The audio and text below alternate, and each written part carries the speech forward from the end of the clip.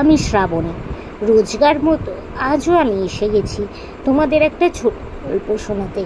আজকে আমি তোমাদের বুড়ির মুরগি পোষা নামক একটি ছোট গল্প শোনাবার চেষ্টা করব। তো বন্ধুরা, আমার এই গল্পের আসর চ্যানেলটিতে আমি তোমাদের রোজ বিভিন্ন ধরনের ছোট গল্প শোনাবার চেষ্টা করি। আমি তোমাদের রিকোয়েস্ট করছি, প্লিজ তোমরা আমার বলা গল্পগুলো স্ক্রিপ্ট না করে গিয়ে পুরোটা শোনো। আমার চ্যানেলটা সাবস্ক্রাইব করো, ভালো লাগলে লাইক করো, কমেন্ট করো ও একটু শেয়ার করে দাও। আর এখনও অবধি এসব বন্ধুরা আমার চ্যানেলটা সাবস্ক্রাইব করেছো তাদেরকে অনেক অনেক ধন্যবাদ জানালাম। আর যারা এখনও সাবস্ক্রাইব করোনি তারা প্লিজ একটু সাবস্ক্রাইব করে দাও। আমি যেহেতু একজন শারীরিক প্রতিবন্ধী, নিজের প্রতিবন্ধকতাকে ভুলে নিজের একটা পরিচয় তৈরি করব, সেই লক্ষ্যেই তোমাদের এই গল্প শোনানোর কাজটা শুরু করেছি। এই কাজে আমার সফল হতে গেলে তোমাদের সাপোর্ট খুবই দরকার, তাই তোমরা প্লিজ তোমাদের এই বন্ধুটিকে একটু সাপোর্ট করো। তো চলো তোমাদের আজকের গল্পটা শোনানো শুরু করে দিই। বুড়ির মুরগি পোষা। এক পাড়ায় এক বুড়ি বাস করত। সংসার চালানোর জন্য সে অনেকগুলো মুরগি পুষেছিল।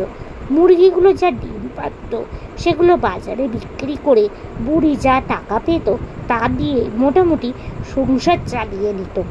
মুরগিগুলোর মধ্যে একটি ছিল তার বড় আদরের, কারণ রোজ সকালে সে মুরগিটি একটি করে বড় ডিম দিত।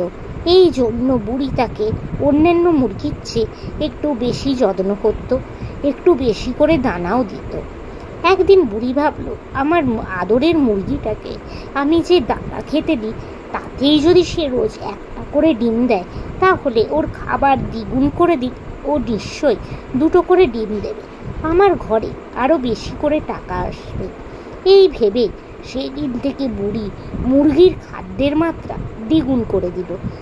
প্রথম 3 দিন বেশি খাবার খেয়ে মুরগিটি আগেকার মতোই ডিম দেওয়ার পর চতুর্থ দিন আর ডিমই দিল না।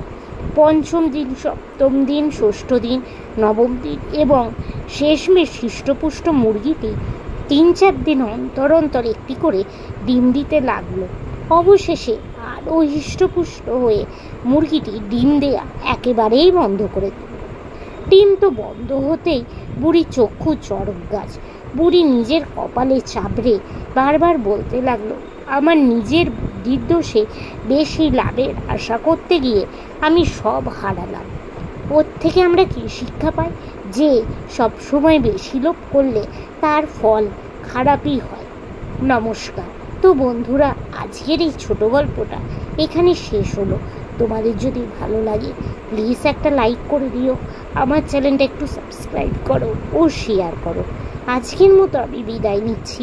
আবার আমি আগামীকাল চেষ্টা করব তোমাদেরকে এরকমই কোনো একটা ছোট গল্প শোনাতে। তোমরা প্লিজ আমাকে সাপোর্ট করো। আজকের মতো টাটা।